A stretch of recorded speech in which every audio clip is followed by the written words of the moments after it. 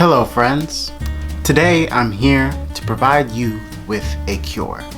A cure for an annoying self-critic that persists inside you that is called imposter syndrome. Imposter syndrome is a parasite that saps you of all of your inner self-confidence and completely destroys your perception of yourself. But luckily for you, I have the solution. It's called drinking more water. Okay, so that was not the right way to promote yourself. It's really closer to being a con man and manipulation. And to be clear, there is no cure for imposter syndrome. Imposter syndrome is something that will continue to come up within you as you continue to create. And there is no end-all be-all cure that just completely stops it from ever happening again. But we're not here to find a cure. We're here to find a balance.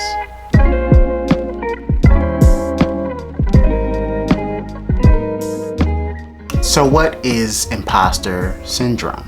Imposter syndrome is that inner self-critic that tells you that you don't know what you're doing, you're a fraud for pretending you know what you're doing, and when everyone else finds out that you don't know what you're doing, it's all gonna be over for you. Everything you've worked for is all gonna be null and void, and they'll figure out that you're not really who you say you are.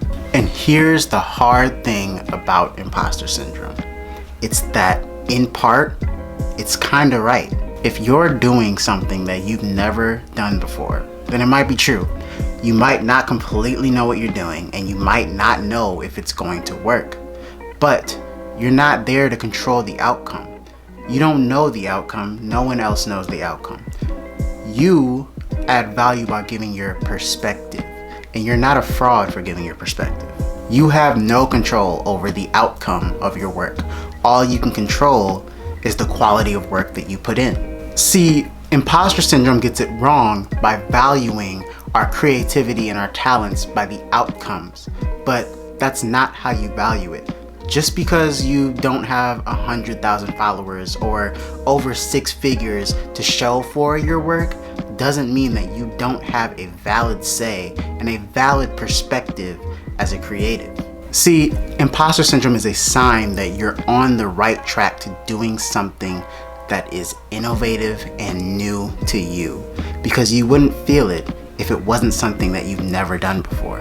So you have to embrace that feeling as a sign and move forward in the direction that you're going in. You're not an imposter for promoting yourself. You'd be an imposter if you didn't. You'd be hiding your skills and talents from the world when we so desperately need them. And this brings me to my next point of how is it that you do promote yourself? See, as I proved in the beginning, there is a wrong way to promote yourself. And self-confidence isn't just a solution. You can't just believe in yourself and all of a sudden you have something valuable. You have to believe that what you are selling, what you're promoting, is valuable to others. And it might not be as valuable to you because it's something that you know now, but you have to believe that it's a perspective that is valuable if everyone in the world were to take it on. And when you first start, what you do might not feel or be as helpful to others, but that doesn't matter. You'll get better at being helpful as you go along. What matters is the intention. See, it's easy to feel like what you do is not important. If you're an artist, if you create things, you feel as though, man, there are people out here that are saving the world or contributing towards ending world hunger. What am I doing? But that's just insecurity. The world needs your perspective just as much as it needs everyone else's. Great change can't come until creatives give hope for what the world could be, whether through their art or through their personal character. And that's your job. It's about deciding to do and be better, even by just a little bit, for others, and to improve in ways that will help others and not just yourself. Because self-promotion isn't really about you at all. It's about your ideas. It's about promoting these ideas and being obsessed with providing value to other people through the ideas that you have. And that's such a beautiful thing. And that brings me to my next point, which is that you have to have a mission and know it like the back of your hand. It doesn't matter what you do, whether you're making cereal or taking pictures of people or posting TikToks or giving people new recipes. What you're doing is there to provide value. So work at it as if these recipes, these cookbook cupcake recipes, are going to save the world. There's a line in Batman Begins that really sticks with me, and I always remind myself of whenever I feel lost in my mission. As a man, I'm flesh and blood.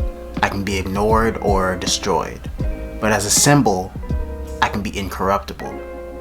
I can be everlasting. Now, I'm not sure that dressing up as a bat and beating up drug dealers in the street is the best way to be a symbol, and I don't encourage you to do that. But I still think the point stands. You have to decide to stand for something, and you have to decide that your mission is important. What we do as creatives does provide value to people, and don't forget it, and don't get lost in your mission because you feel like what you do isn't important. Batman doesn't just all of a sudden decide that maybe he should be Birdman today.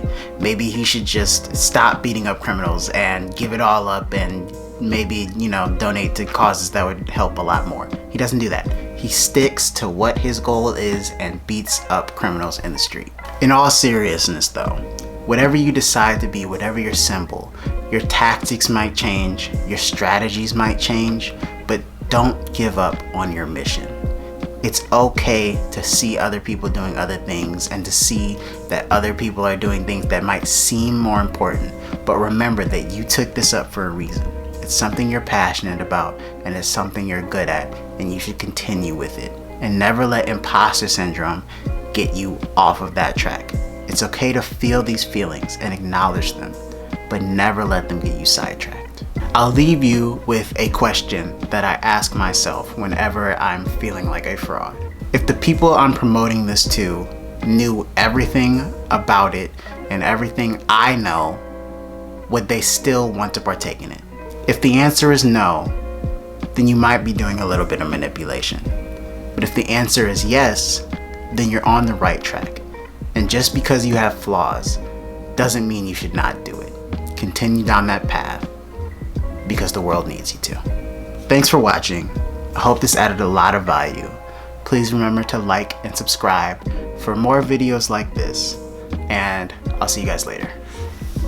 Peace.